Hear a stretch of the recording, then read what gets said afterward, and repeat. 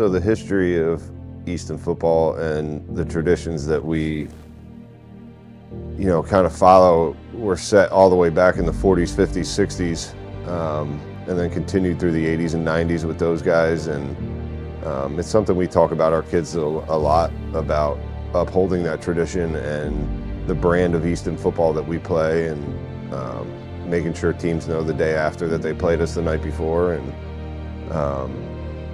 we have alumni come back and talk to our kids all the time, and it means a lot to them to hear from those guys. And I stay in contact with a lot of those alumni guys and coaches. And every time I talk to them, I just kind of say, I hope we're making you proud. I hope you're proud of the way the kids play and how hard they play. And that's kind of our biggest motivator is to keep the tradition alive and what Easton football is.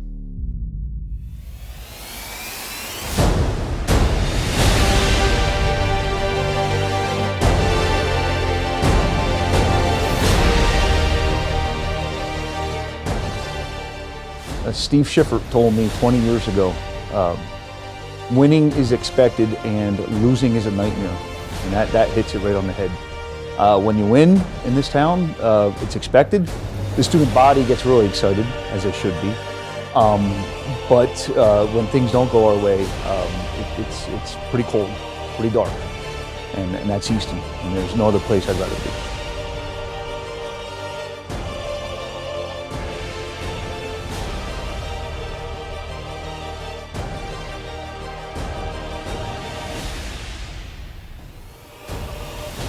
I've been fortunate to coach at a lot of places in the Valley, and nothing compares to the support we get from the city and the community of Easton.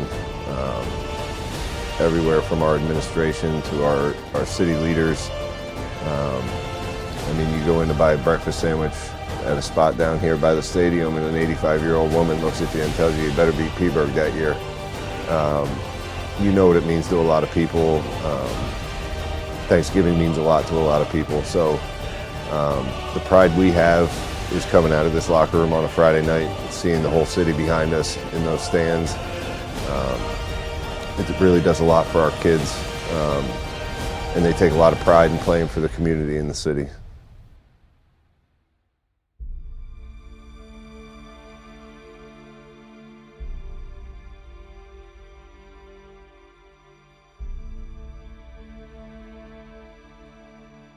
Yeah, playing for Easton is something that I've always wanted to be able to do growing up. I've been around Easton football a lot. My dad coached and still does, so being able to grow up through the program and seeing it firsthand, and then being able to play in the program, it's something that's very special to me, especially because you'll go places throughout the community, you'll go out to eat or whatever, and you're wearing an Easton football hoodie, and people ask, "Oh, do you play?" And being able to say yeah, and being able to be proud of it because how good of a season we had this year is something that meant a lot to me. What it means to play for Easton, we know all the tradition that this team has, and all the support we get from the community. So, there is a lot of pressure, but I wouldn't want to play for anyone else. For me, playing for this program is awesome. It's such a cool tradition and culture that's built from the community, from the ground up. We see the culture that pushes us up every day, and the community really shows us what it's like to be a Rover. I actually went to Forks Elementary School. I was in the feeder programs, the youth program. I played for the Forks Falcons. I grew up going to these games. My brother was actually in the band, so every Friday night I would come to the games and watch everybody play, watch the band play, and I always enjoyed being here. And it means a lot to be able to be part of Easton. It's a very historic program. So I can't be more thankful for growing up in this place, because there's no other place I'd rather be than Easton. For me personally, to play for Easton, to be honest, I think it's all about effort, community, and just culture. We have a lot of tradition here, so I feel that's a given. Definitely what Easton, Peaburg, and stuff like that. But definitely the culture here, we expect to win games. At least in my opinion, we expect to be good.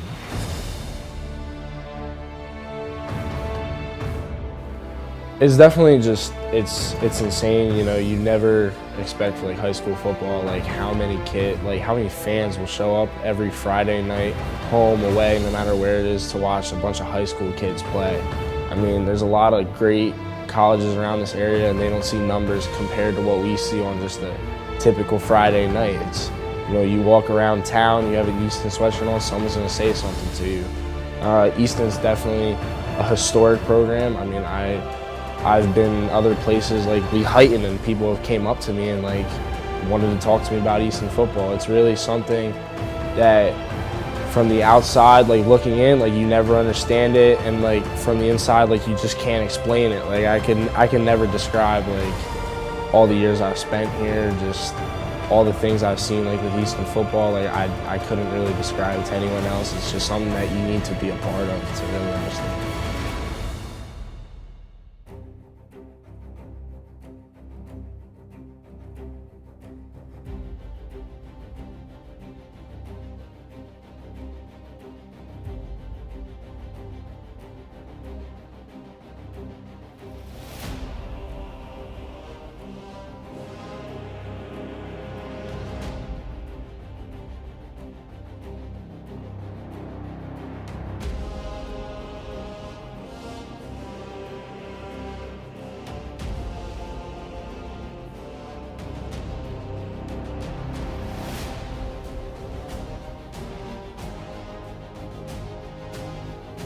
Yeah, so kind of our mindset coming into this year was we had just had a pretty good year the year before.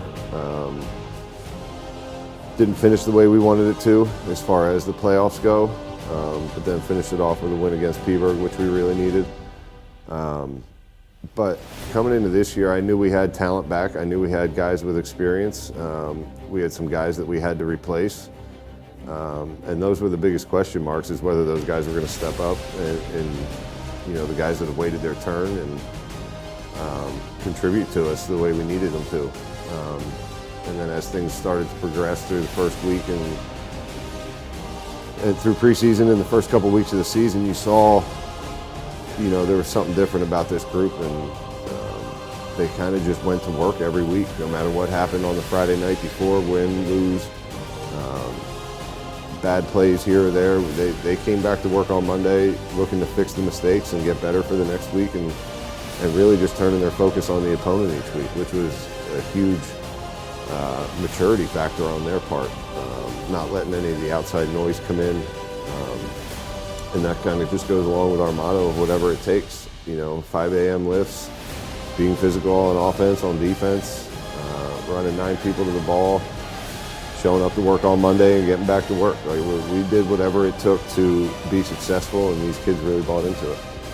Yeah, I mean, the morning lifts, it was definitely a change. I remember my sophomore year, after we went 3-8, the whole team, the whole coaching staff knew that something needed to change, and so we all came in agreement that we got to come in at 5 a.m. in the morning, wake up at 4:30 in the morning, come in at 5 a.m. in the morning before school, and to lift and to get that lift in, and you know, sacrificing, you know, maybe some sleep and our tiredness to, you know, go in and get stronger and just build a team camaraderie, you know, be better as a team, be better as people, and it worked. I mean, did it suck sometimes? Yeah, it sucked. You know, were we tired a lot of times? Yes, but in the end, it did really help us, and I don't really know much teams in high school that wake up at 4:30 in the morning to go to a 5 a.m. before school. Yeah, whatever it takes is something that, you know, kind of went more into play my junior year. So it was something that we all kind of like embodied, and, you know, not just said it and put it on t-shirts and stuff, but actually like work towards, you know, because it's something that whatever it takes, you know, you can be good, but to be able to be great, you have to do all the little things, and you know, that's stuff that some people don't do and some people do, right? But we were ones where we were like, everyone's got to be able to do it, because if one guy does it or a few guys do it, you know, it's not going to be good enough for the team. So we wanted everybody to do it. And then this year we were like, you know, talking about whatever it takes, and we were like, should we come up with a new motto? And then we were like thinking of stuff, and you know, we captains were talking, and it was just like, why change something that it's us? You know what I mean? So it was, we tried coming up with different things, but it didn't really fit us, because whatever it takes is something that we, you know, truly became, and then being able to do that our senior year and just keep that mantra.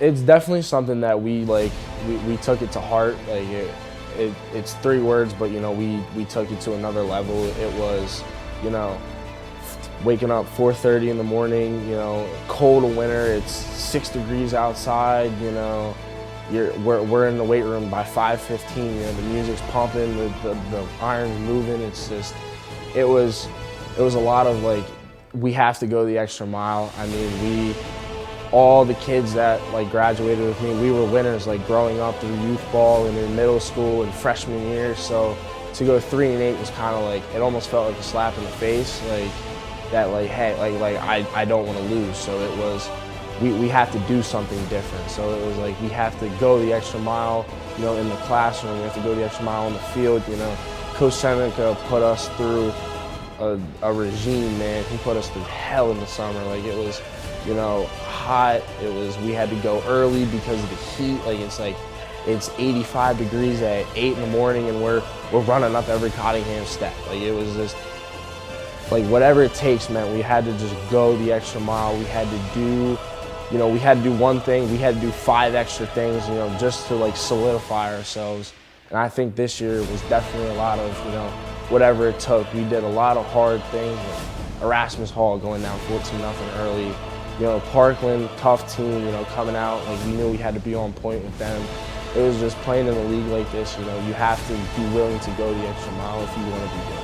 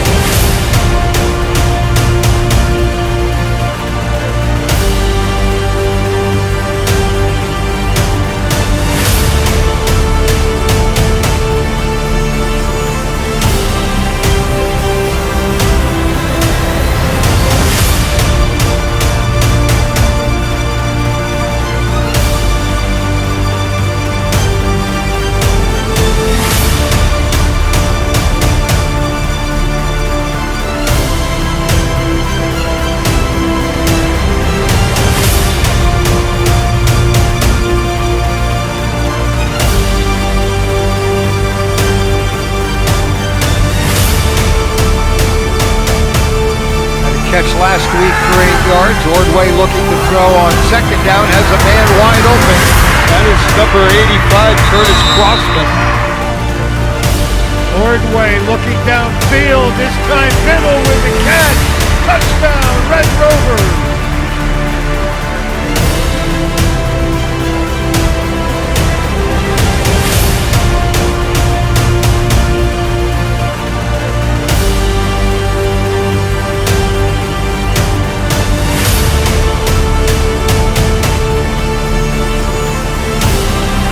Ordway, pitch and catch, and it's the deep touchdown, Red Rovers.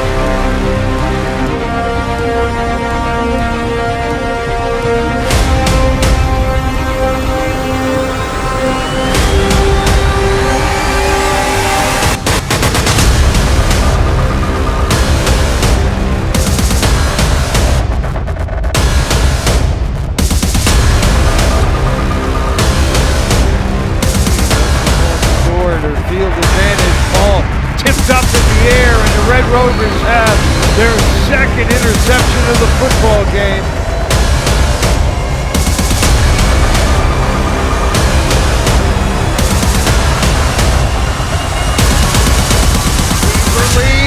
Barely, he's not going to get out.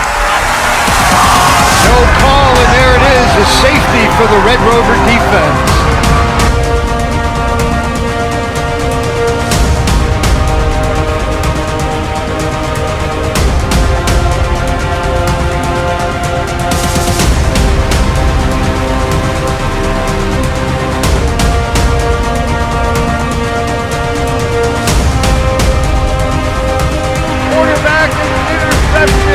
It is McKeith for a big net.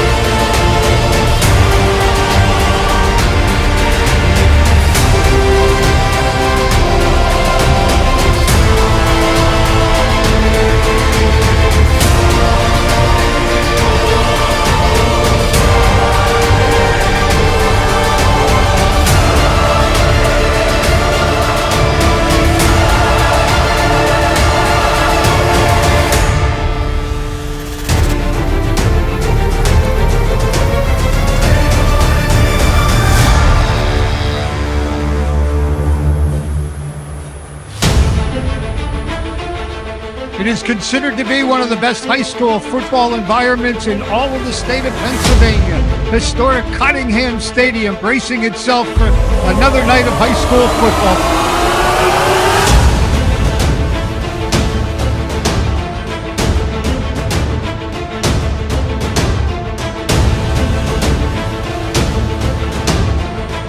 Martinez, the running back, Ordway on the keeper, is into the end zone. Red Rovers.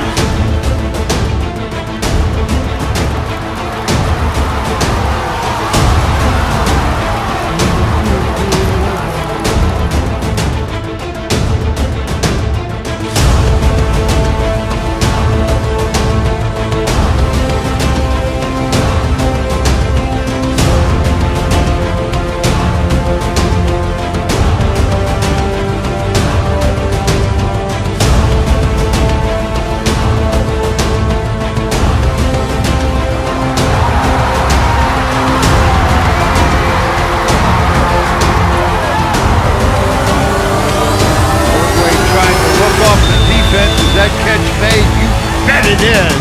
Sean McPeak on the touchdown for the Red Rovers.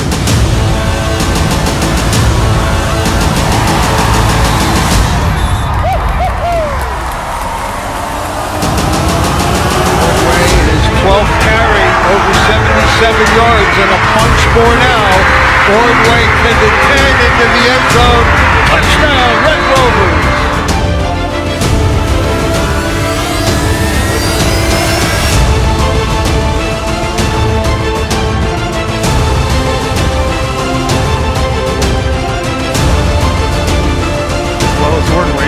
Ordway, speaking of that, on the fake to Martinez. Ordway into the end zone.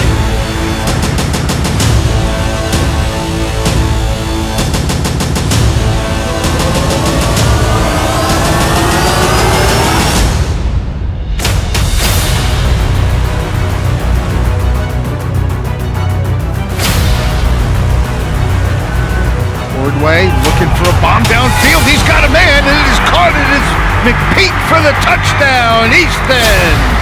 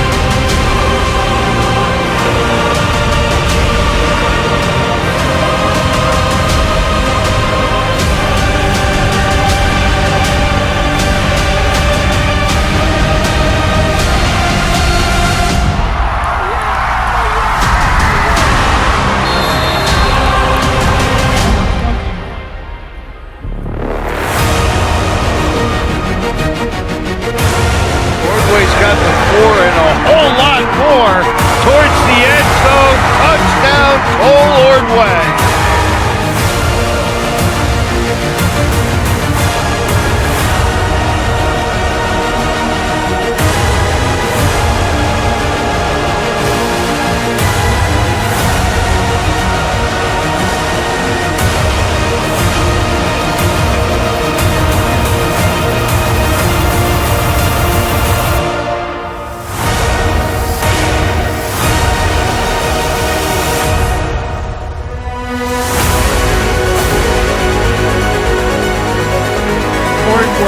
Wide open is Fowler.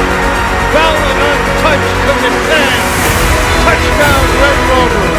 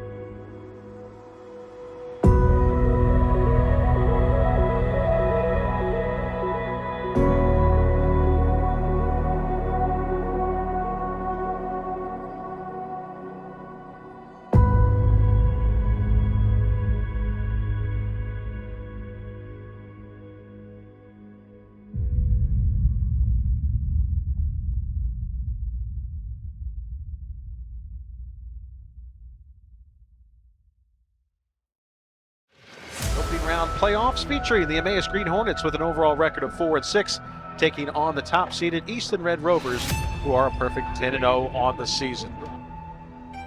So last year, after losing in the district semifinals to Emmaus, even though we beat Peaburg a couple weeks after that game left a real bad taste in my mouth for many different reasons. I questioned a lot of my calls and things that we did in that game and things we could have done different. But to come back this year and be blessed with another shot at them in the district playoffs and be able to send them home this year, I think that was a big motivating factor for the kids, along with being able to get the program's 900th win. That was something the kids strive to do, and one of their goals to be able to put their stamp on the program with that. And they came out and really responded.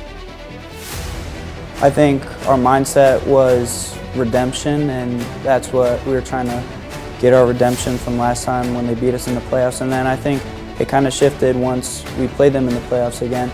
It was more, don't let it happen again. Don't let them end our season 2 years in a row. Going into Emmaus, there was a lot of buzz about the 900th win. They knocked us out of the playoffs in the last year, and a lot of people were expecting a blowout, but we knew it was going to be a tough game because they always play hard. And seniors last game, if it's your last game, you're going to play harder than any other game you've ever played before. And we came in knowing that it was going to be a hard game. We had a great week of practice, and we just focused on us and what we can do. We weren't looking ahead to any other team because we knew that if we looked ahead to any other team, we would get distracted and be upset. When you're in the playoffs, it doesn't matter what happened in the regular season. You're 0-0 going into the playoffs, and anything can happen. So we knew that going into the playoffs that we had a very good chance at being district champions, and also our mentality was always just to go 1-0 during the week. We had Emmaus first game in the playoffs, and they're a great team. They're a very, very good team. We lost to them last year in the semifinals, and going into that game, we always remembered that game, and because that ended our season last year, and we didn't want that to happen again this year. So it definitely helps to the experience of having what playoff football feels like in Cottingham. We looked back at our Emmaus game, when we lost, and we were like remember, they ended our season last year, and we never wanted it to end, and they ended it on us, on our field. So it was, we knew they were coming back here, We knew what we did earlier in the season, but regular season football and playoff football are not the same thing.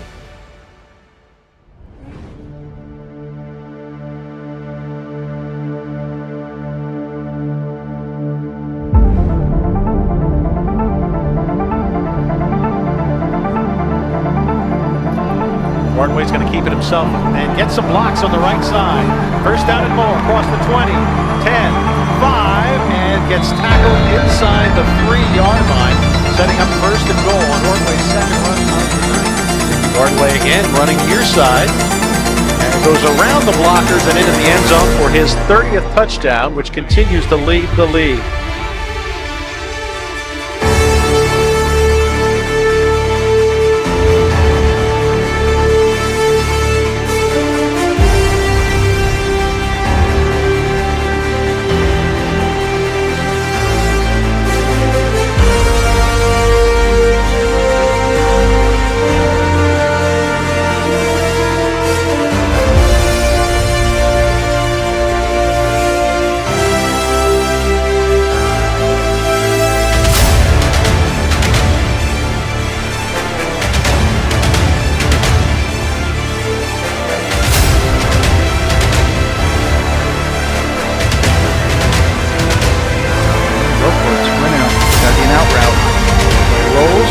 Has a man, and it's caught by Fallon at the 30, inside the 20, and down there he caught it, bobbled it, recovered it, and I think that hesitation actually threw off.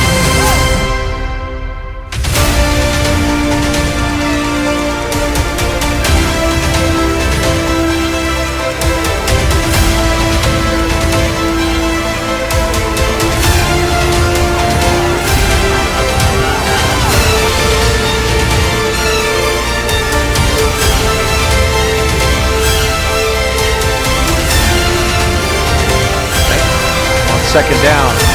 Pass for the end zone. McPeak is there and hangs on for the touchdown.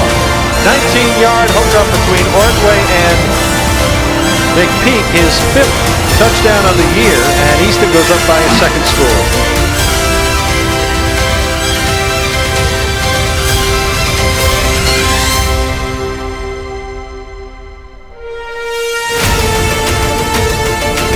Hand the ball off to Tyler, and he's going to run with a burst of speed into the secondary across the 40 and down at the 43-yard line.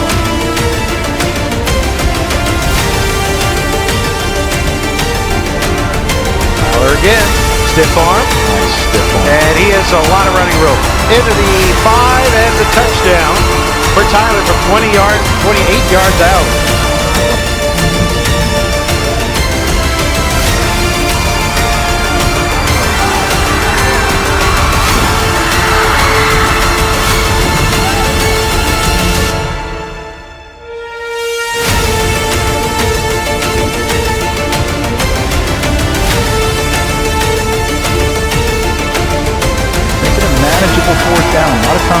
Cooper is going to go for the home run ball, and it's picked off in the end zone. And Biddle running it out.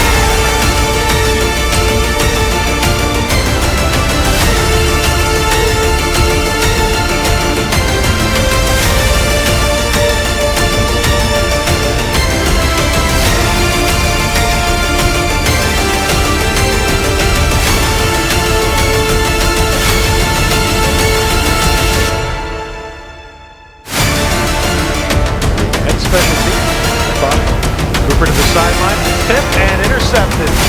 We've seen McPeak do this a few times.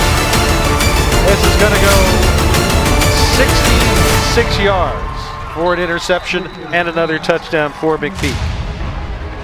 As Easton wins their 11th game in as many tries, the #1 team in District 11 6A moves on as they win it by a final score of 28-7. I mean, obviously it means a lot to me personally, but at the same time, you know, there's a lot of things that happened before I got here to put us in this position, and a lot of guys that are responsible for things that I wasn't around for. So I'm very quick to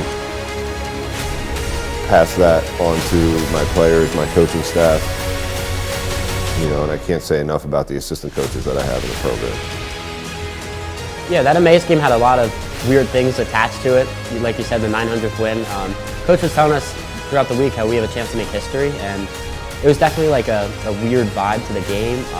But being able to beat them and get our 900th win and make history and watch the video on the board at the end of the game was a special feeling. And like Coach Seneca said, it's the happiness we get, the feeling that we have is watching them being happy on the field.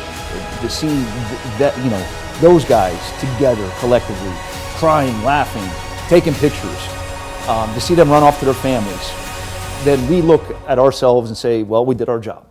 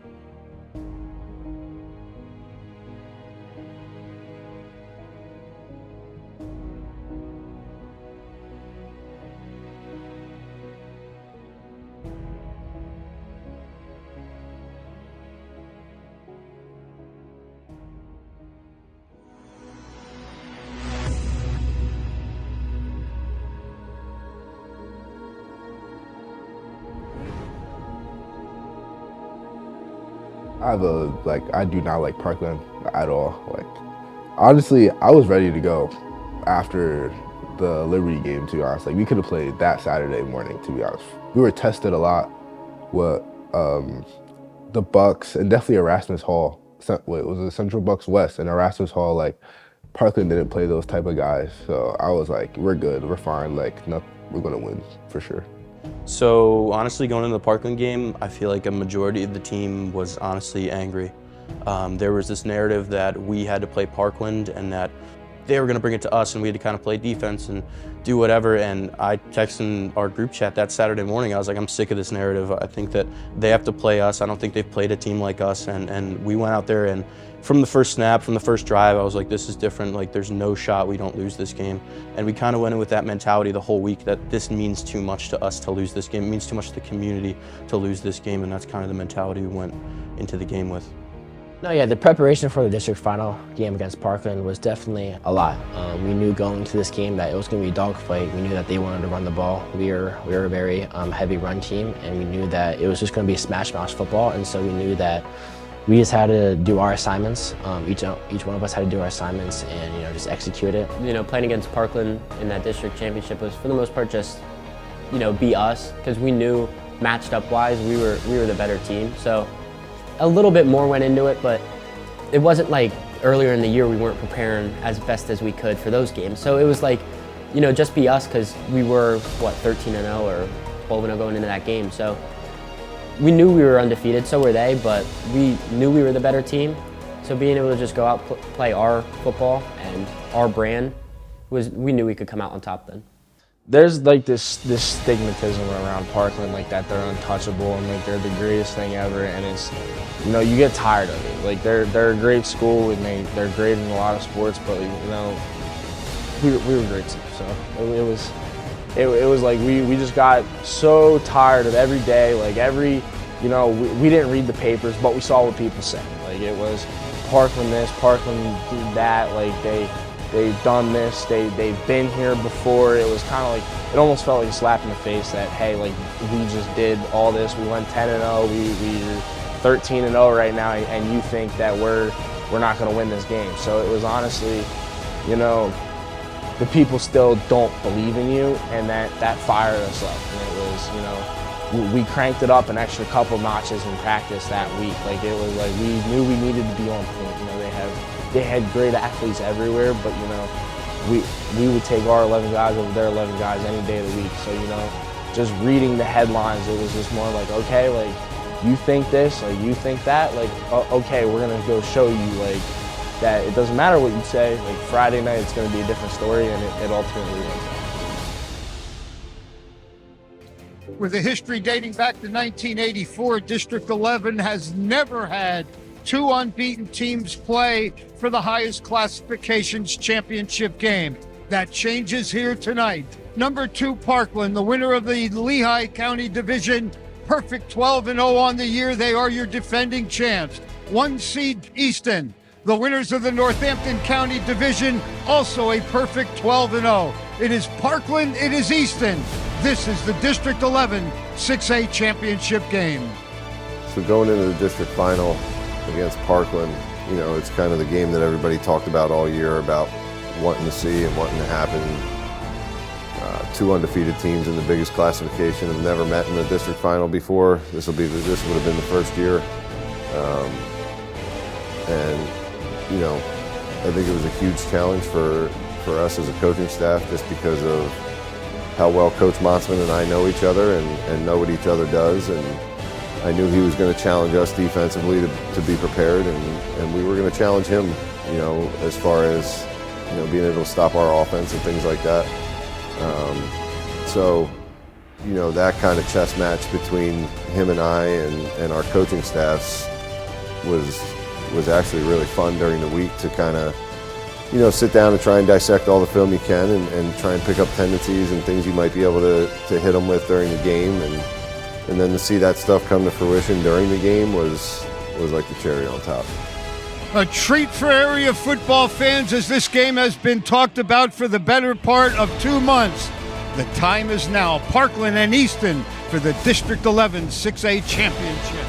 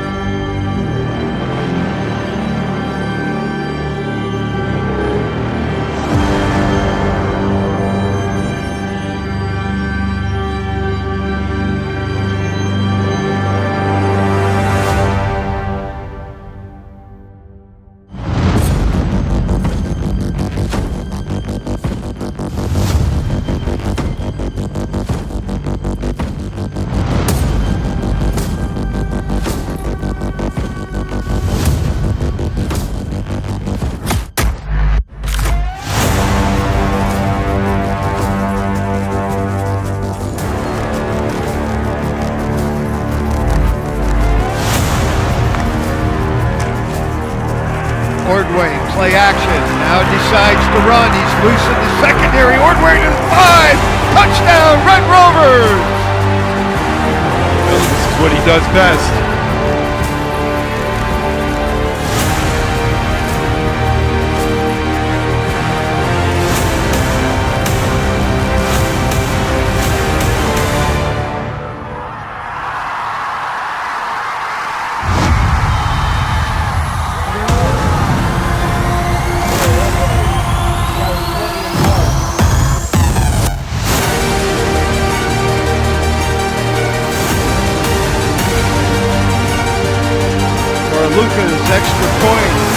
up and good. 4 minutes to go. First quarter. Easton 7, Parkland nothing.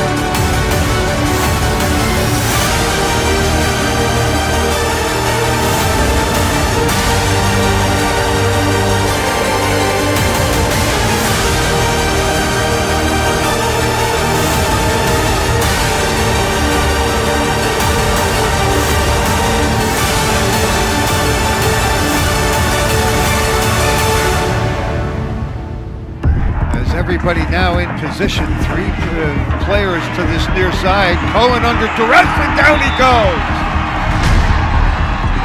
This Macon again, Algie Macon.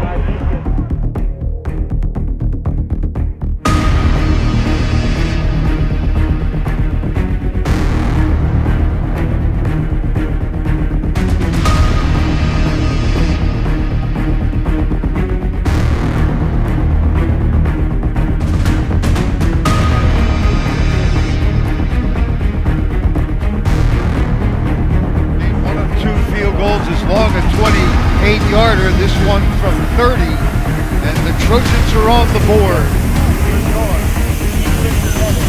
But they've got to feel like they left 4 points on the table there with that missed opportunity in the passing game.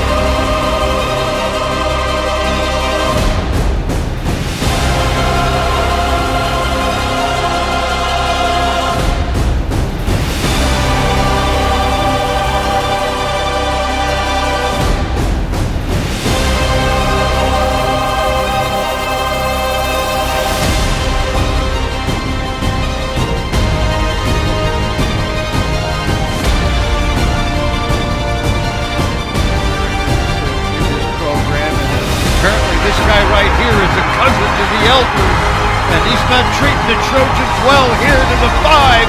Touchdown, Trevon Tyler. Well, this is what he brings to the program, and that's that blazing speed.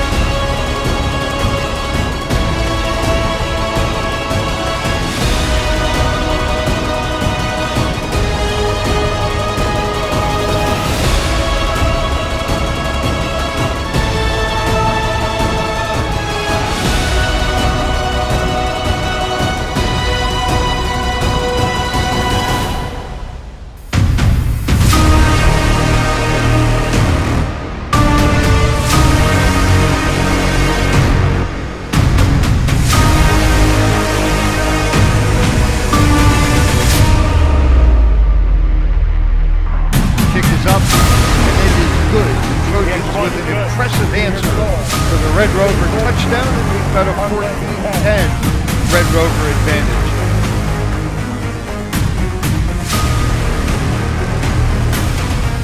Valuable play. Kick to the 5-yard line this time, and running room, and guess who is loose once again? Here goes Tyler. They're not going to catch Trevon Tyler to the 5. Touchdown, Red Rovers. He explodes after that first move. He gets the ball. He's running up the field. He's got it like here. You can see it right here. Now watch. He's got one guy he's got to beat. He's going to go right by that guy right there. That's it. That's the one. Now to the outside. Play the angle. Now back to the inside. Play the angle again. He does such a great job of moving laterally. That gives him such an advantage in those kickoff returns.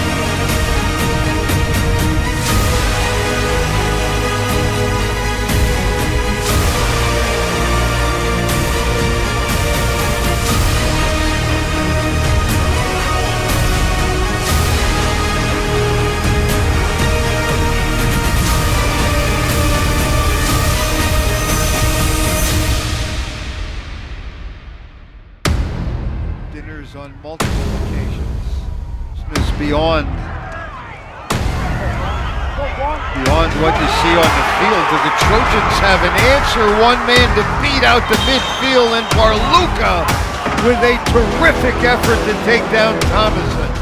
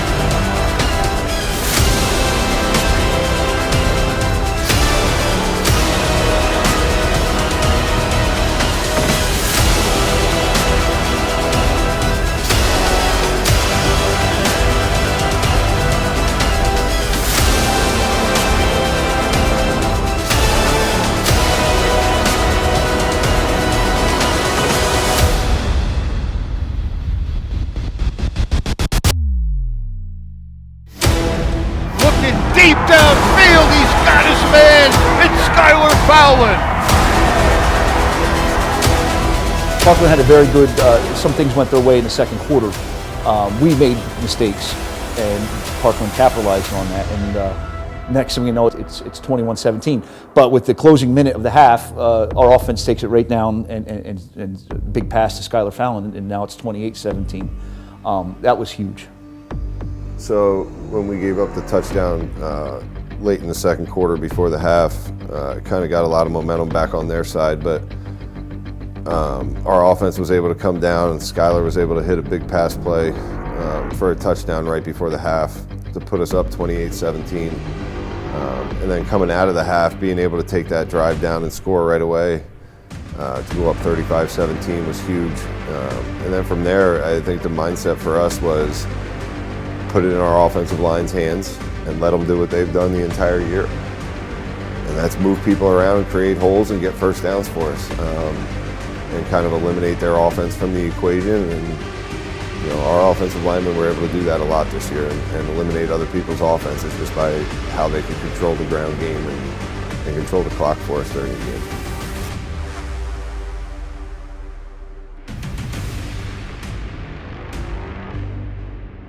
So then going into halftime, when we had the lead and we were like, and we get the ball, it was just like, if we punch this in, it's going to be a hard task for them to come back.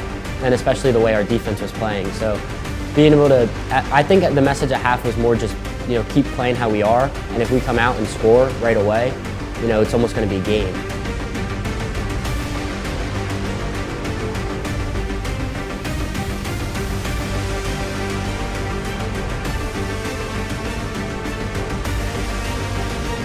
And the offense really with an opportunity to put a whole lot of pressure on that other sidelines.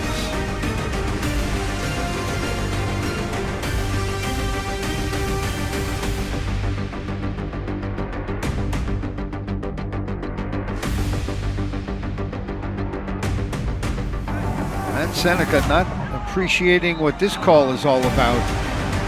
He's going to get a call here. That line right now is just dominating this football game. They have chewed up. Closing in on 7.5 minutes of this third quarter with this possession. On third down, it is Ordway with the keeper to the goal line. Touchdown, Red Rovers!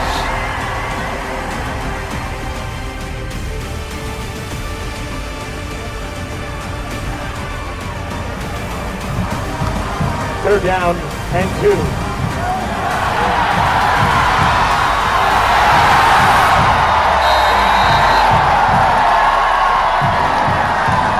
Ordway was the starting quarterback back as a sophomore when they went 3-8. Turned that into an 11-2 record last year. Won the Northampton County Division. Got upset in the semifinals of the District 11 tournament. Went on to beat arch rival Phillipsburg. 11-2 the final record. And perhaps closing in on win number 13 this year. To be honest, I feel like they just weren't ready, to be honest. I'm not gonna lie. I feel like in my opinion, it's like the way you get points really matters. Like if you're really struggling to put a drive together and you're just barely getting points, it's like, all right, like in the third, fourth quarter, you're not gonna be able to do that again. You know what I'm trying to say? I don't think they were ready. And definitely in the second half, like they were just like, oh, like these guys are definitely way better than like we actually imagined, in my opinion. So I feel like once like you can kind of see it on their faces, like, oh, like I really don't want to be here. Like it's cold. Like I want to go home. Like yeah, just keep going no matter what. Try to go for highlights at that point, to be honest. A lot of different ways tempo works for you. Easton really used that tempo to take that time off the clock. I mean, you cut that quarter and a half. This is Parkland's first possession here. To make this game with 1.5 quarters left, that drive was huge. Sure was, and this is a must score now, and you have to wonder if you're Parkland how many possessions you're even going to wind up with for the rest of the game the way it's gone. At halftime, I'd say we kind of knew that Parkland was a good enough team that they could come back from this. So I think that was our mindset, just not letting them get back in this game. And I feel like our defense did a really good job of that, not letting them be able to get back into the game, and that kind of helped propel our offense, give them like motivation and like hype. So I mean, I feel like it really all started with our defense not letting them score in that second half.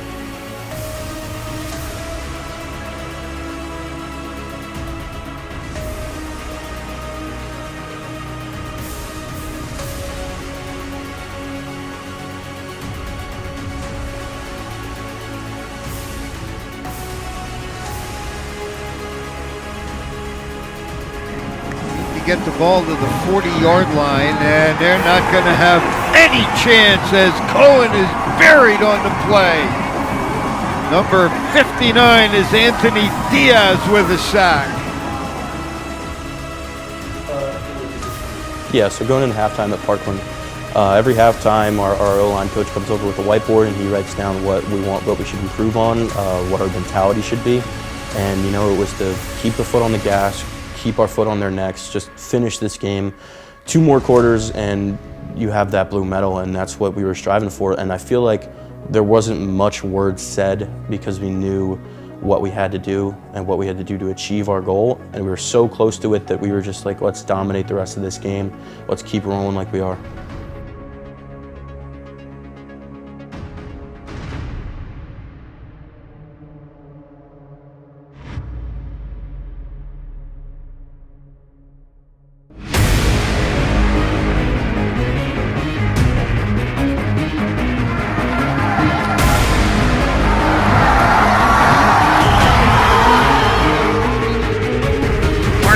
To the 5, the Red Rovers have busted this one wide open.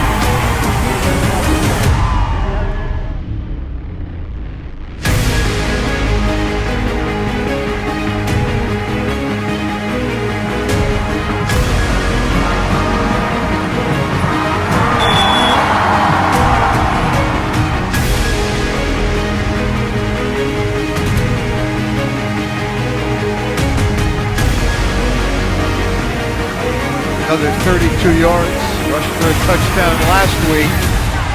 Extra point is up and good.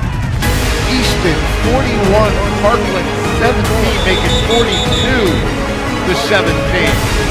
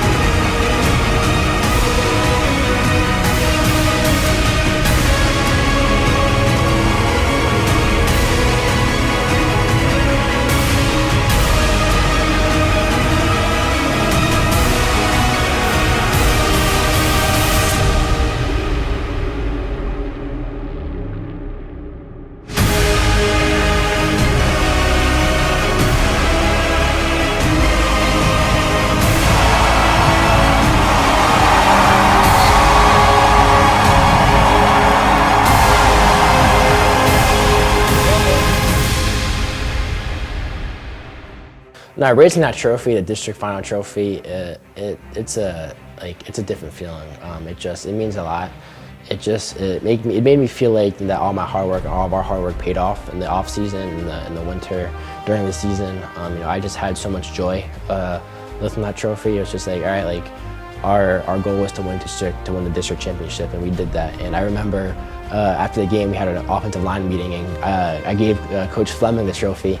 And he never won it before. He played in the game before, but he's never won a district championship. And he held it. He's like, darn, that's what it feels like to hold a trophy like that. I'm like, and so it shows that like holding that trophy, it carries a lot of weight, and it's a very important trophy to win. And like I think I can speak for my teammates. It shows that our hard work paid off, and you know, we were just so very, very happy and so joyful that we were able to win that game. And again, I can't be more proud of my teammates and my coaching staff. After the Liberty game, our coach Fleming, he played, it was like really the same setup. Like we played the same teams in the playoffs besides Freedom. And so we watched the game at his house, and I think it was like 10 years ago. And we watched the game, and like you could kind of feel like the tension and like in the emotion because they lost in OT and stuff like that. So like you kind of got that feeling, and he was like pretty much like, I don't want a red ribbon.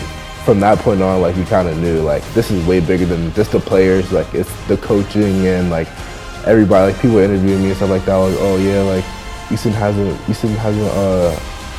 won a district in like since 2010. It's like, all right, like this is bigger than Easton. Like this is for like everybody. So yeah. Coach Falcone, the defensive coordinator, come up with a great game plan tonight.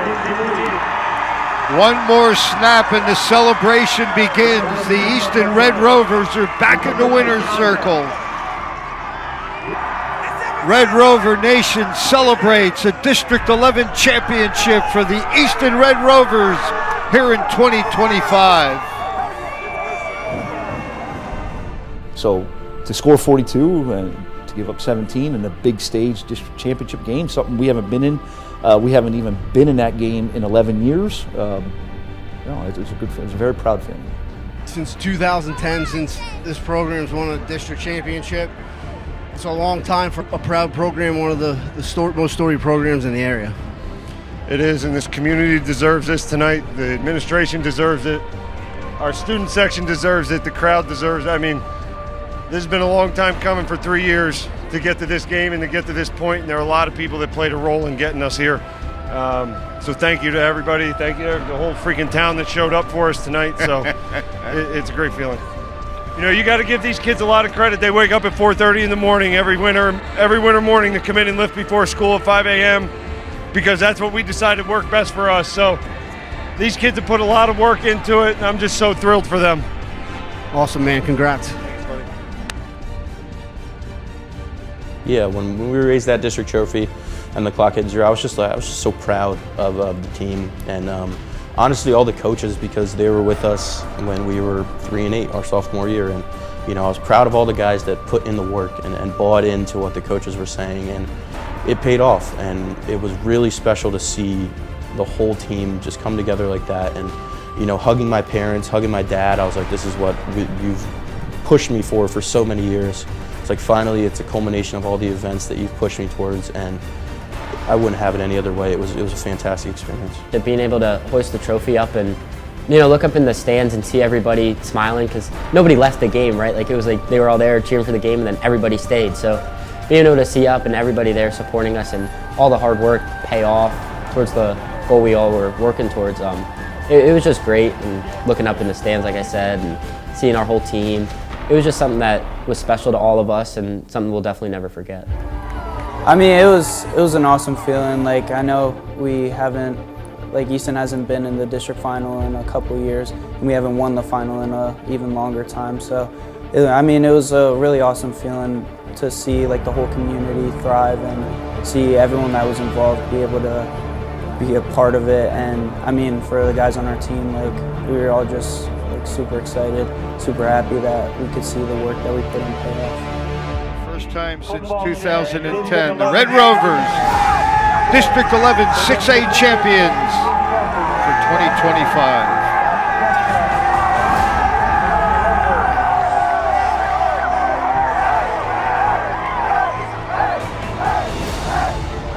It was a very full circle moment for me from like what my story was. Like it was like I didn't really play my sophomore year, you know, I couldn't find the field my junior year.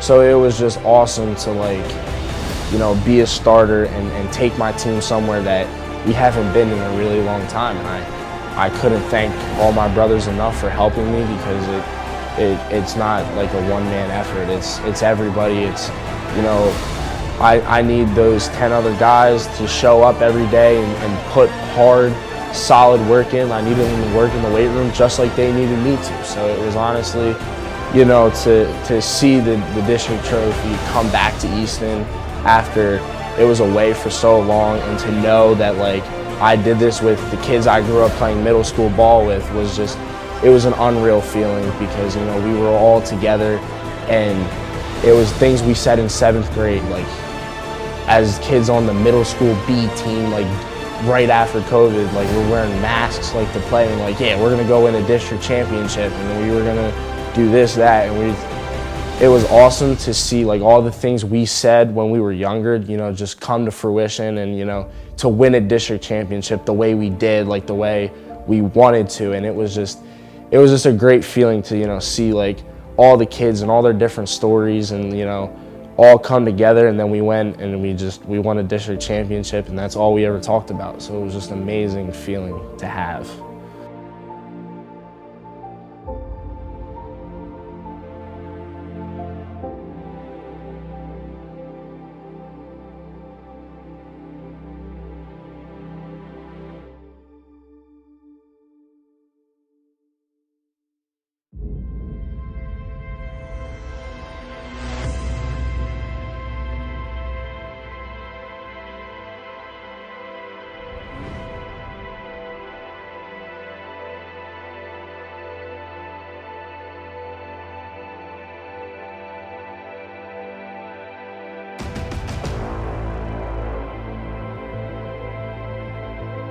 Thanksgiving in Easton it's very difficult to explain the feeling. The alumni, everyone comes home. You see, everyone comes home, and all that matters on that day is beating Peterborough. That's the only thing that matters is to beat them. We always say in Easton, we control a holiday. Everyone's Thanksgiving depends on us winning. And being a teacher at the high school, teaching soccer players, teaching so many members of the band, the marching band, and we have the best band in this country. Like they will, that week, it means everything to them. Coach, are we going to win? Mr. Falcone, are we going to win? We're going to win on Thanksgiving. Absolutely, we're going to win. We control that holiday, and I think about that. We all think about that. That night after you eat your Thanksgiving dinner and there's a pro game on, I'll go outside a little bit, and I live in the city, so I like to look out to the city and like everyone's having a good Thanksgiving right now. But I've also been through some tough times, and you also feel like we let this town down. We didn't do it. Their Thanksgivings are off. They're eating cold turkey, and that's reality. That's what this means here in Easton, is to beat that team across the river and to go home with your family and carry on with the tradition. And it never gets old. You can go into this game undefeated. You can go into this game without a win. It doesn't change the impact and the importance of this game. And it's one that will never go away. And neither community will let that happen, ever. Yeah, so when you start talking about Peterborough around here, everybody's ears perks up. It's something that means a lot to the entire community. And, you know, there's a saying that we have around here that you don't understand it from the outside looking in, and you can't explain it from the inside looking out. I think I was the biggest agreeer with that quote, because, you know, you saw everything, and I watched the game on TV when I was growing up, and when I started coaching, you watch it on Thanksgiving Day just because it's football, it's on, it's what you do on Thanksgiving. And then when you get here and you finally experience it, I don't think I fully understood it my first year, to be honest with you. But then coming out of that game, you know, everything kind of clicked for me, and I realized what it meant fully to this city and to this team and this program to win on Thanksgiving. So, you know, I kind of went back to the drawing board and said, all right, that's not going to happen again. We're always going to make sure that we're the most prepared team on Thanksgiving, and do our best to keep that Forks of the Delaware trophy over here. Honestly, first thing about Peterborough, it's pure hatred. Like, there's nothing but hate for them. I don't like any of their kids on there. I don't like any Peterborough. Like, I hate them all. So it's honestly like, you know, waking up at, you know, crack of dawn, 5:30 in the morning on Thanksgiving is just, it's the greatest feeling, because it's like, all right, like we're gonna go, like, we have a saying, like, make sure we have hot turkey by 2 o'clock today. So that means we won the game. The Thanksgiving Day week is something kind of crazy. Like, we came off our game against LaSalle, and then it's like you practice, but it's like you have so much other things with like banquets and all these luncheons and these meetings you have to go to. It's like all a blur going up, and then it's the game, and then you play. So the practices, it's like a short week, and then, you know, you have the assembly with the whole school, the pep rally, and then it's like bonfire. You wake up and you just got to go play and trust that you're the better team. A moment that two communities brought together by one, waiting for this pivotal matchup. It is none other than the 118th meeting between the Phillipsburg State Liners and the Easton Red Rovers. Hello, everyone, and a pleasant good morning to each and every one of you, and a very happy Thanksgiving alongside Doug Heater. I'm Mike Ventola. Doug, these are two teams that had tremendous regular seasons. The Red Rovers at 13-1, for Phillipsburg at 10-2. Both teams falling short in their state playoff runs. So with this being the final game of their season, certainly all will be put on the line here today. This is one of the better ones we've ever had. I mean, this game is by far the pinnacle for us every season, and this one even more so. We may see one of the best Easton teams in about 20 years here today. Not may, this might be. And Peaburg extremely physical. The great thing about this throws us back to the old school in these games when it was grass and it was rainy, it was muddy. This is going to be a physical game won by the offensive and defensive lines, and it should be as good, if not even better, than we saw last year. I mean, the Easton Peaburg game, it's just a whole nother game. As a high school football player, it's pretty cool to be able to run out on a college field and look up in the crowd and you see 20,000 people at a high school football game. It's the longest rivalry in high school football, and it's nationwide. People across the nation know about it, and it means a lot to be able to play in that game. And it's an amazing opportunity to showcase our skills and everything, because it's a chippy game. It gets physical and everything, and it's pretty cool. I mean, again, there's no other place in the country that has this rivalry, and it's really cool to be able to be part of this. Honestly, winning the district championship was awesome, but everyone on this team knew that it wouldn't be over unless we beat Peaburg. We wouldn't get our fairy tale ending unless we finally beat Peaburg and did what they did to us our sophomore year.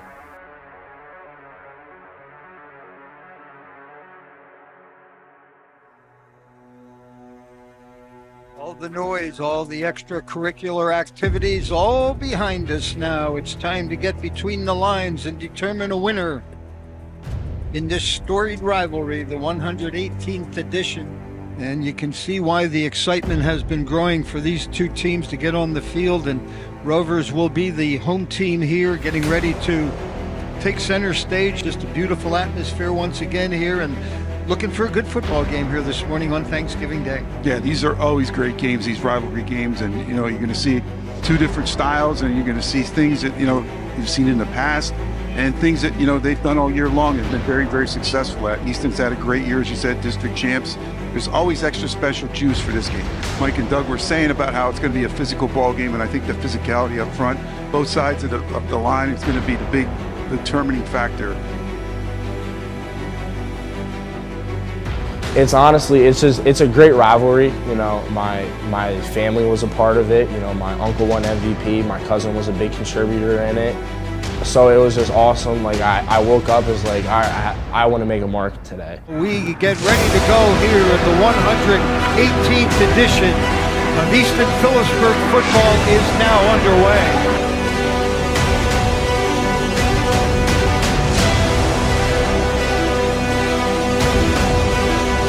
Martinez joins Cole. Ordway in the backfield. That was Stout, the motion man. Cole checks off his first guy, directing some traffic. It is fouling near the end zone, and it is caught for a touchdown. Skylar Fowlin and the Rovers are on the board first.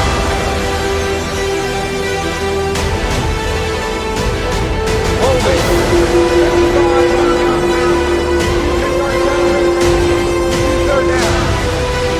looking to throw. Four-man rush. Flushed out of the pocket, he is on the move. Ordway elusive, gets a great block from McPeak, and he has the first down. Need every bit of 2 yards to get it to actually inside the 19-yard line. Ordway out of the shotgun, design run, coming near side. They get a seal, he's got the tag. Ordway, touchdown Red Rovers, and this time there are no flags on the play. He gets a killer block from Chris Martinez on the outside. That's the thing that really sprung this open. You're going to see it right here. You see number 21 come out of the backfield. Now watch, right there is the block that opens that hallway right up the sideline, right there.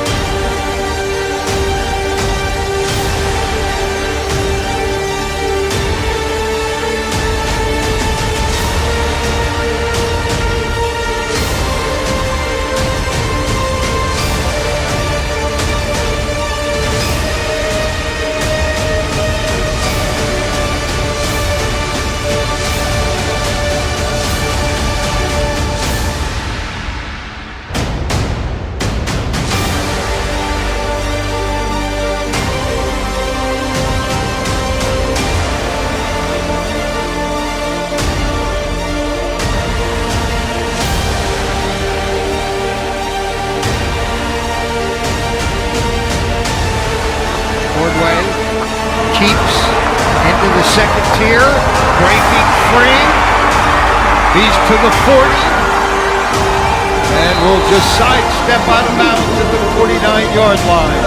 He has been just about uncontainable all year long. Already 82 yards rushing, and now he's going to add to his passing total. Puts it on the numbers to the 10. This is Andrew Biddle, and they're going to mark him out of bounds just inside the 5.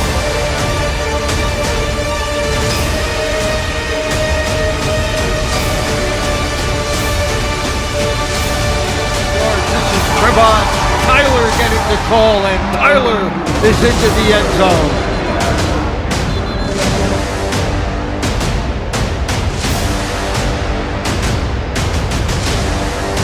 Barluca on for the extra point.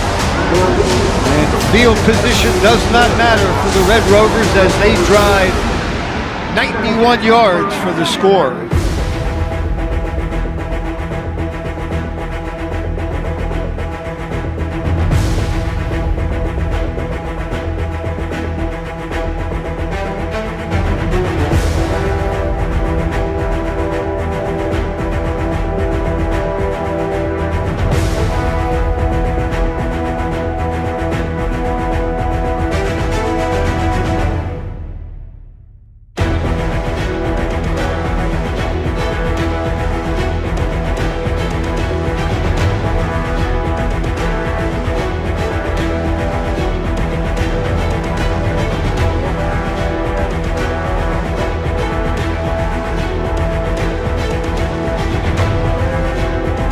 Just not going to risk it here, Jim, with the football back in your own territory. I mean, you're a couple of things here.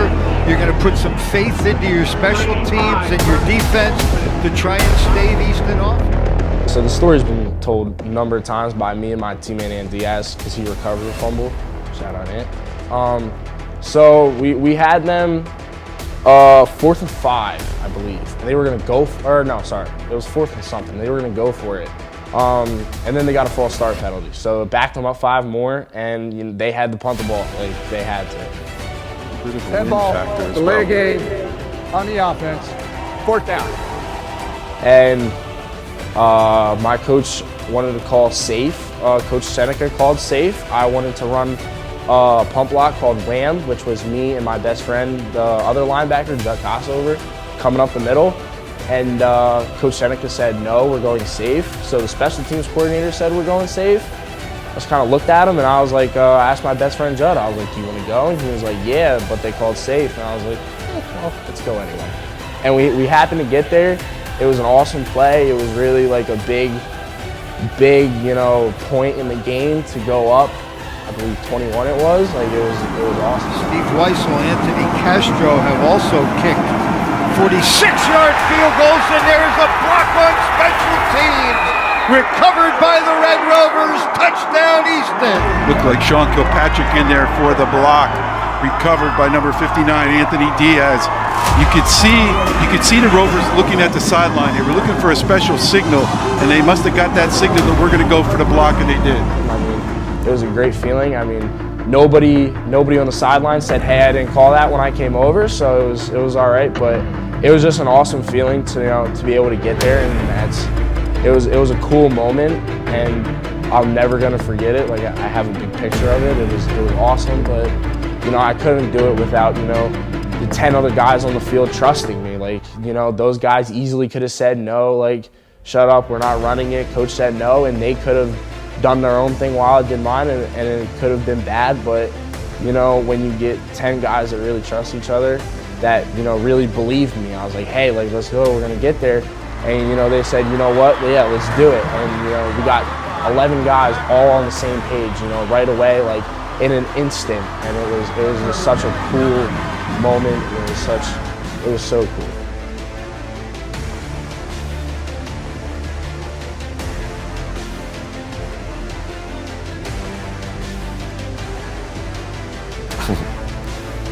So I wasn't actually, on the pump block against Peaburg with Sean, I wasn't actually in on the call with our special teams coach. But afterward, I was told that Sean signaled over he wanted to run the block, and our special teams coach kind of wasn't sure about it and kind of said, just do your thing. And kid went out and made a hell of a play on a big game. I think he probably had it in his head that I couldn't make him run anymore after that game if he did screw up. So, but we talked the night before a lot about how in games like this, there's times you need to take chances to make a play, and he took that to heart, and he took a chance and trusted what he saw. And that's been the epitome of our kids all year, is they're really in tune to the game and what's going on and what needs to be done to correct things or take advantage of different things that the teams are doing, and Sean sure did that game. Really event put on by these two high schools separated by the Delaware River. Football came loose. The Red Rovers are claiming that they've got it, and they do. Breaking out of there, there is the guy you talked about in the open, Curtis Crossman, with a fumble recovery. Yeah, it doesn't matter with one arm, two arms, he's going to be in the bottom of that pile. He is just a special type of player.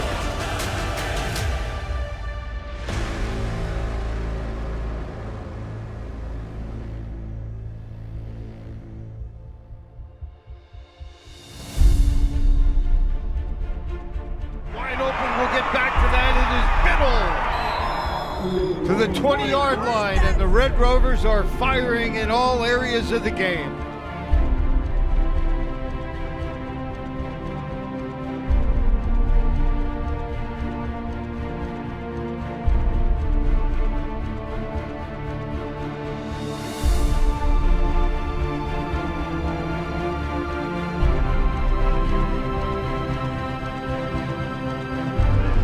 Disciplined approach. Bracco under duress, and down he goes, and the football is out. Skylar Fallon was the first guy there, and it will be a turnover. They sent a blitz off the corner. Fallon came in, got a hold of the quarterback, and as he was spinning around, Bracco ended up fumbling that football.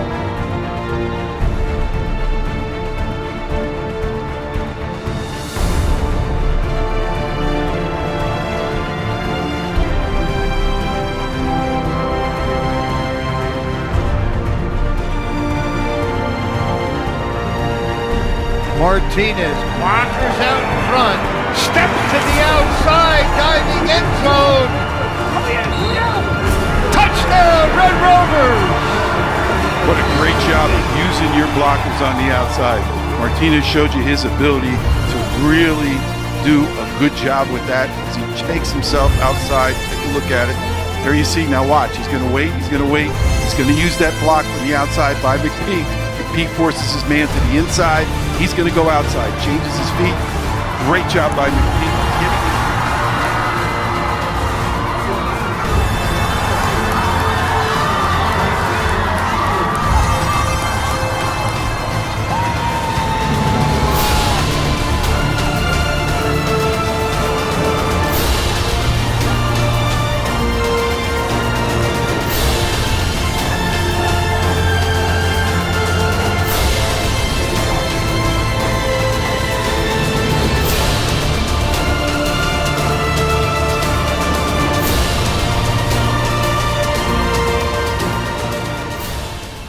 No, the game plan on Thanksgiving, offense, defense, special teams was sound. Our offense, controlling the clock, going right down and scoring. Defense, we take them 3 and out. Offense gets the ball, goes right down the field again and scores. Before you know it's 14-0, before you know it's 21-0, before you know it's 28-0. But I got to tell you though, it doesn't matter the score. I know they will not stop playing the game. Phillipsburg will not stop playing, and we will not stop playing. So even when a mercy rule is put into effect, we got to still take the field to score points. We got to take the field defensively to stop their offense. They will not stop playing this game.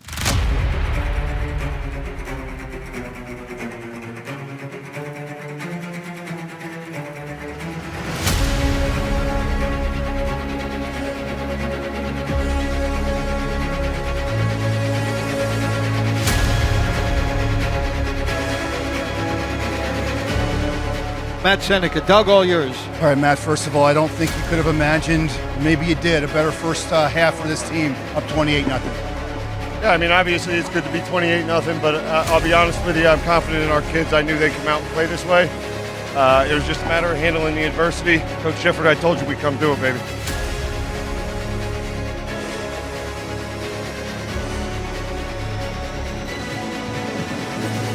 Our second half is underway. Line drive kick fielded by Blacknall. Turns and squares to go the other direction and runs into a pair of Red Rovers. Justin Kosover made first contact with Kevin Kidd, a senior reserve, there to clean it up.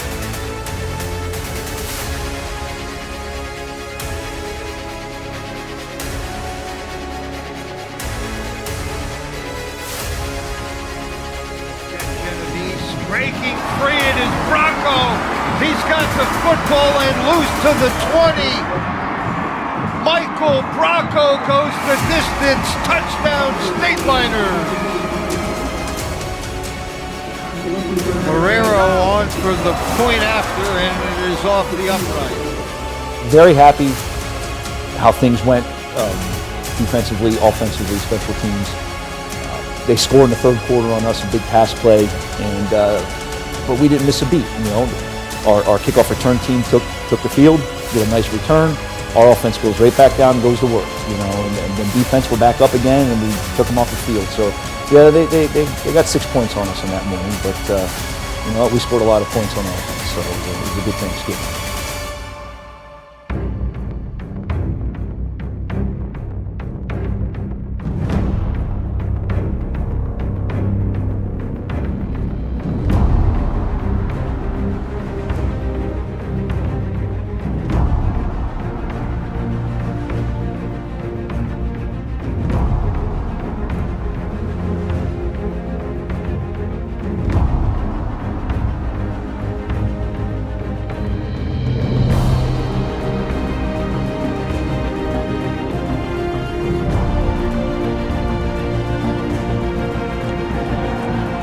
Bracco looking to throw, not going to get an opportunity.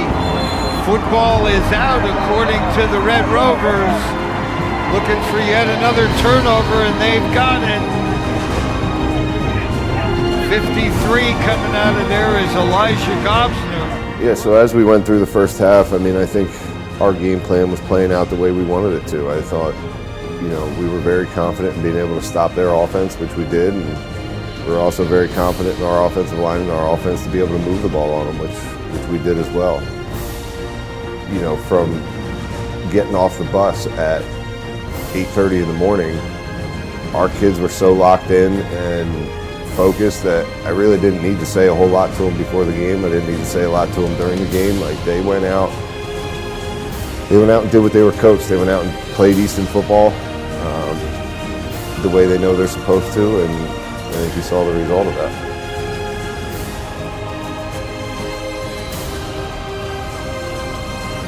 Inside the 10. Ordway has the football. He's to the 5. Diving end zone. Touchdown, Red Rovers. And he got a great block on the outside by, I think it was Biddle. Yeah, number 10, Biddle gave him a great block on the outside, allowed him to come back inside.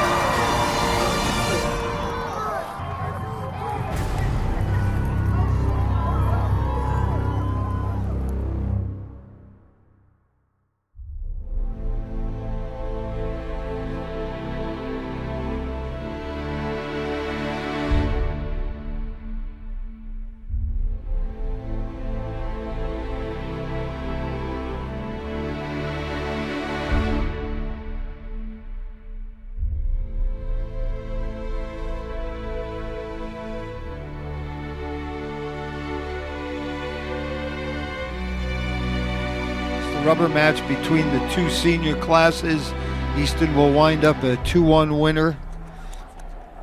Matt Seneca lost his first endeavor in this rivalry, will win back-to-back games. He was quick to credit the coaching staff after winning that District 11 title for buying into what he brought to Easton. Defensive coordinator Brian Falcone. We mentioned Cole Ordway's father Scott on the staff. A number of those guys stayed on and bought into what Matt was doing. I mean, this is an incredible turnaround 14 victories for the Red Rover program, first time in their illustrious history over 130 years of football. The first time that an Easton Red Rover team will post 14 wins, quite an accomplishment. There's 13 second half points, 7 for Easton, 6 for Phillipsburg, but 28-0 halftime lead. It is Easton down to the wire in the 118th edition of this storied rivalry. They will post a 35-6 victory. Cole, congratulations to you and the Rovers, and obviously not only putting together a great performance all afternoon, but 14 wins, the most ever for a football team at Easton. How special does this really encapsulate here today? I mean, it's amazing to be able to celebrate here and know that we made history today. I mean, it's a great feeling, and I'm happy and I'm gonna go enjoy it with the guys. What does it mean for you to experience this, especially with this group of guys? I mean, I love these guys. These have been my guys since 7th grade. We all came together in middle school, and we had, one goal to go out and be the best that we could be. And I mean, you just saw that this year. District championship, we had a great game today. And, I'd die for any one of these guys on this team. I can't love them enough, man. I loved every single one of them. Shit, I can't even describe it. Talk to the kids about this today. I imagine the turkey's going to taste even better after a second straight win for you here tonight. When are you going to get a chance to really settle in and realize what you've done this season? It'll probably hit me over the next week or so. Just sitting around trying to finish everything up, administration-wise that we got to do. But yeah, it's going to hit me, and it's going to hit me probably next week. Just sit back and reflect on what these kids were able to accomplish. I mean, there's so many areas to point out: special teams, punt block, offense, defense. Just a total team effort by your guys and your coaching staff as well. Yeah, it's what we've been doing for 14 weeks. It's a credit to the coaching staff. It's a credit to the kids for buying in and getting set on the game plan and then executing it on a Friday or a Thursday morning. So I'm going to miss these kids a lot. It's a great group. Coach, great job. Go enjoy it. Thank you very much.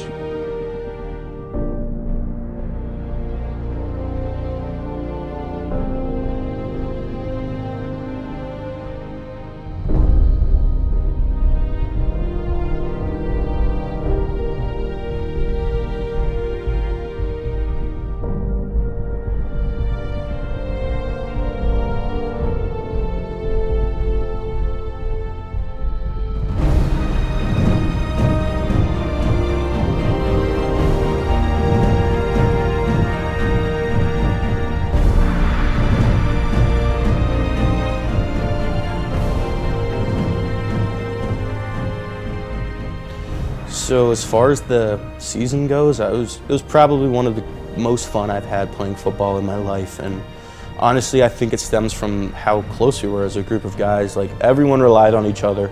Like, O-line, receivers, quarterbacks, running backs, everyone gets along. The whole defense and the offense get along. There was never an argument in the locker room. People were just happy to be with their teammates, even on bad days in practice or horrible conditioning from Coach Seneca. It was just, I know that I love these guys and I'm going to do whatever it takes to win with these guys. And finally doing that and doing what we've been wanting to do so badly for 3 years, and for middle school and freshman ball, and wanting to win on the varsity level, and finally being able to prove why we're the best. It was really special to all of us, and definitely special to me. I'm just so proud of how we played and how we fought every day. Yeah, I mean, I'd say I couldn't be more happy. Like, I don't think we could have accomplished anything else that we could have done. So, I mean, I was super proud of what our team was able to do this year, and just hope the guys next year can keep carrying forward. I mean, yeah, being able to win all of these accomplishments this year with the 900 wins, for the most win games in a season, and winning districts, winning EPCs, it means a lot. Like, shows that, again, our hard work paid off and everything, and it means a lot to be able to achieve that. And again, I couldn't be more proud of my team. And again, we sacrificed everything. And our #1 goal was to really win a district championship and to just turn this program around. I mean, I remember like 3 years ago, this program was, and just not in a good spot. And Coach Seneca, he came in, brought coaches in, and our coaching staff and our players bought in, and we turned this program around within 2 years. We won 3-8 the first season, but we took that season as, all right, we need to fix some things, we need to turn it around and work harder. Then we went 11-2, and then we went 14-0. So I mean, it means a lot to be able to put the Easton program back on the map and one of the best teams in the state. And so it shows that our hard work did pay off, and that it means a lot to me that we achieved all these goals and everything. Honestly, I didn't think this year was going to be as good as we had, like most wins, most points, and stuff like that. So like honestly, I didn't think it would be that good. I knew like we were going to win a district, but like to have that, and definitely like what Cole did, and like everybody, Cole, Sean, McPeak getting like all-state stuff like that. I was like, I'm really happy about that, and I hope that we put like the underclassmen, like they kind of saw like what we did and like understand like how hard we had to get to the district. I mean, it was just phenomenal. All the things we accomplished as a team, all the kids that came, together like as one, like all the kids that, emerged into their own that, people didn't really know who they were, and it was just awesome to see them make big plays. Like, Trayvon was a guy that nobody really knew in the summer, didn't really know him last year, and he came out, he made big plays. Tristan, if Tristan doesn't get hurt in that Erasmus Hall game, he's another kid. Chris Martinez gets his chance, and he makes big plays. Talk about the offensive line, like had a great year, had 2,000-yard rushers, I believe. Those two guards are brand new first-year starters, Anthony Diaz and Matt Kirchner. So it was just great to see all the kids that grew up playing. Everybody had their moment at some point. And it was really cool. And I talked about how I've had, like, I only had one opportunity, as much a lot of these kids did. Like Matt Diaz, you could sit there and name them, Chris. Everybody who had one chance made the best of their chance, and I think that's just something that you could pass down through the Easton football family for years. Like, hey, look what X, Y, and Z did in their 1 year of starting, that you can do it too. And I just think I couldn't thank our coaches enough, for pushing us to the limit and making sure it was hard in the summer for us, so that when Friday night came, it wasn't difficult anymore. And I think this coaching staff did a great job. There's a lot of people that had a lot of opinions of what we were doing wrong when we were 3-8. And they even had some when we were 11-2. So we go 14-1, only lost to a state champion who recruits, and it was nobody had an opinion anymore. And it was just awesome to experience it all full circle. And these coaches just did a phenomenal job with us, pushing us to our limits, and understanding who we were as kids, working with that. And sometimes they got on us, but it all worked out. And it was Coach Seneca did a phenomenal job with us. Came in as a sophomore with him, and as a senior leaving, like I couldn't thank him enough for all he's done for me. Coach Falcone, Coach Flem, all those guys, like all the whole Easton staff, like had an effect on me at some point, and I am forever in debt for everything they did for me, and I couldn't thank Easton enough, honestly. I mean, the season we had was something nobody will ever forget, especially the guys in the locker room, because it's just so much work we put in towards it, something we knew we could do, but just wanted, like, we were just itching for it during two-a-days and, the first practices. We were just like, we just want the first game, we just want the first game, especially because we lost to CB West last year. So we just wanted, like, that was the one we just wanted to get back. And then just being able to be the first team to have 14 wins, being able to hoist a district trophy for the first time in 15 years, and then same with leagues, being able to do it back-to-back. I think it proved how good of a team we were this year, and no one can doubt that now because we have 2 trophies to back it up. Very proud of them because they did it for themselves. They put the work in. They met, and they will meet again for 5 o'clock in the morning to lift all off season. This didn't just happen. It wasn't just, here's a good senior class and go out and win some games. That's not the way it happened at all. Because a lot of underclassmen stepped up and played a major role in the season's success, offensively, defensively, in special teams, especially in special teams. So nothing was given to us. We earned it every step of the way, and all season, week by week, it's the blueprint is there. We as a staff, we come in Sunday mornings, we meet, we put the plan together for all week. We go out Monday through Thursday and execute that plan, and Friday we play our game, and then Saturday it's back to work watching film and breaking down next week's opponent.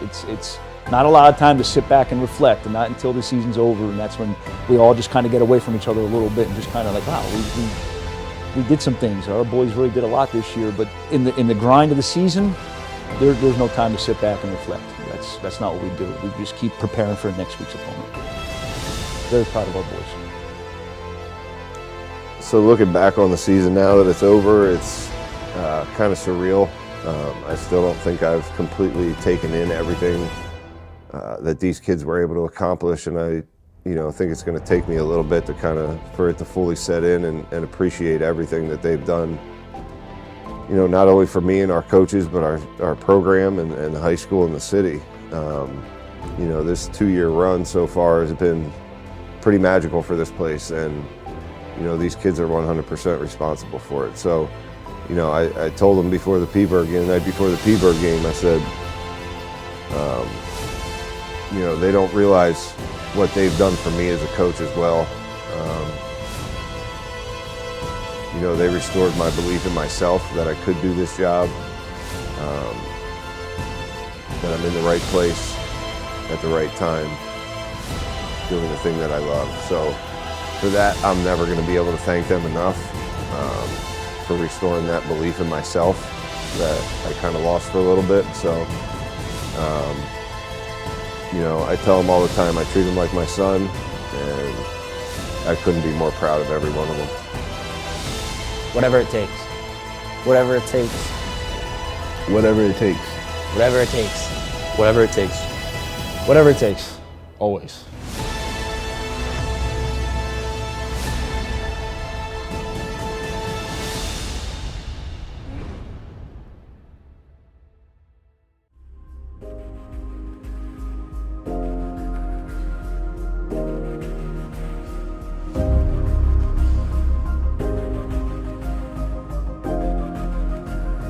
Thank you.